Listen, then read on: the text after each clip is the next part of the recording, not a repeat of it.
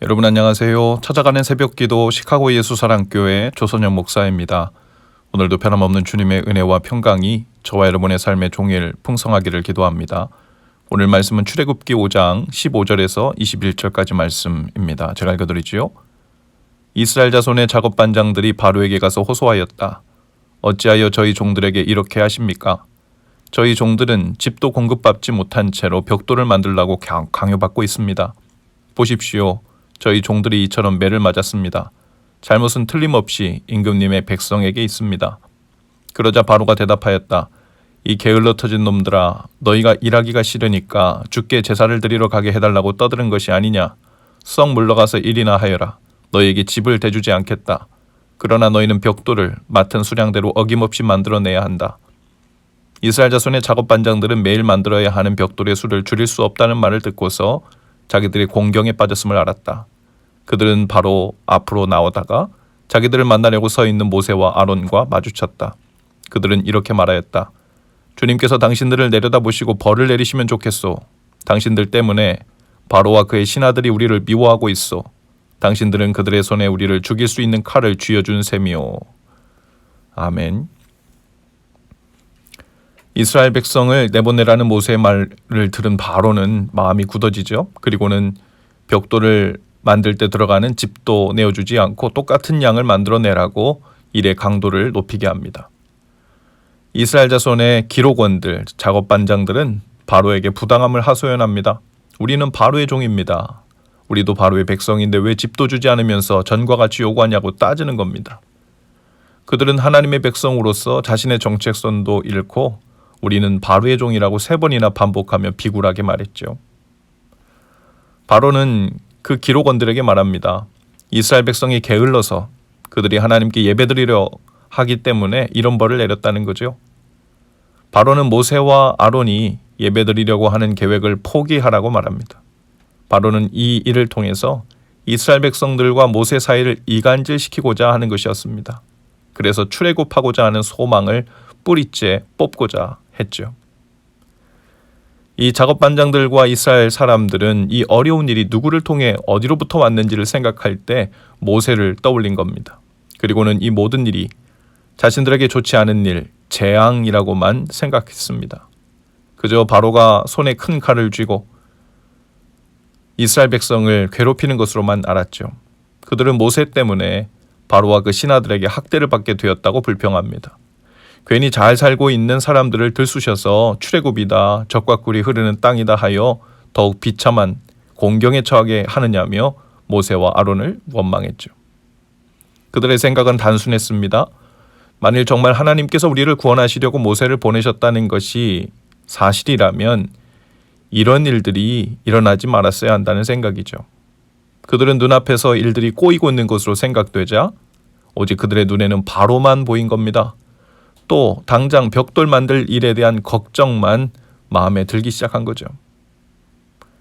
성경을 구약 성경부터 하나님이 동행해 주시고 인도해 주셨다고 고백하게 된 과정을 쭉 살펴보면 그 안에는 혼란스럽고 일이 틀어지는 것 같고 잘못돼도 한참 잘못되는 것 같은 상황들이 연거푸 이어지는 것을 발견하게 됩니다. 하나님의 약속을 따라 가나안 땅에 도착한 아브라함은 바로 그 땅에서 가뭄과 기근을 맞아 애굽으로 피난을 가는 일이 벌어져요. 뭔가 잘못되는 느낌이 들죠.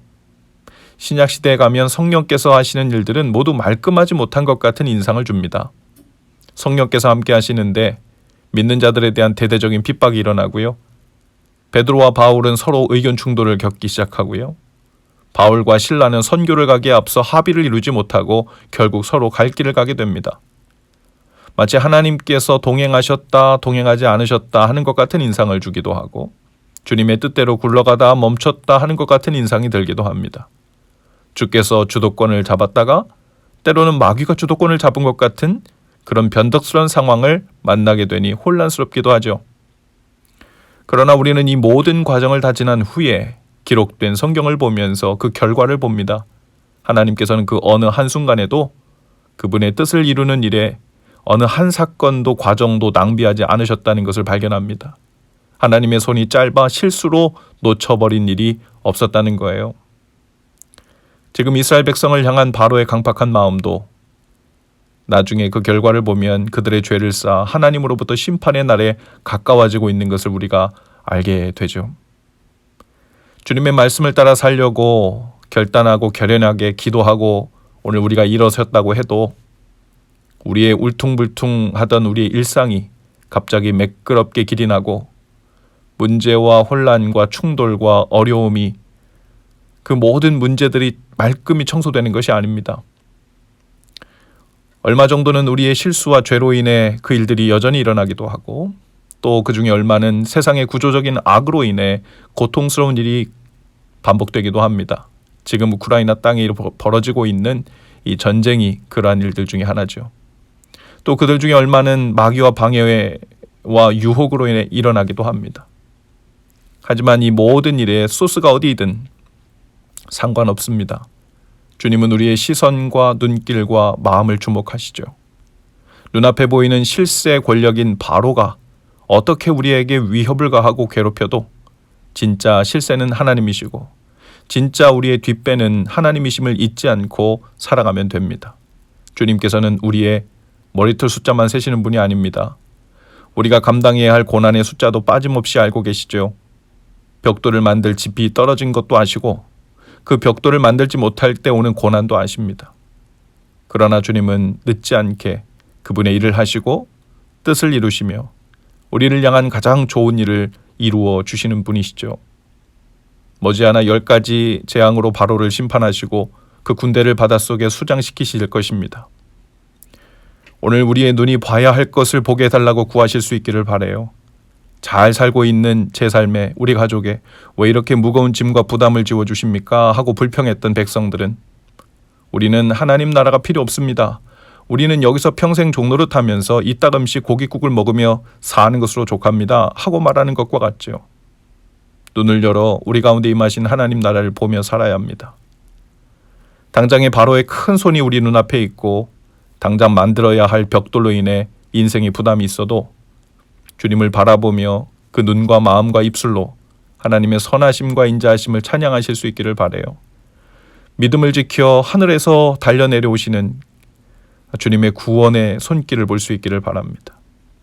주님은 한치도 늦으시는 법이 없으십니다.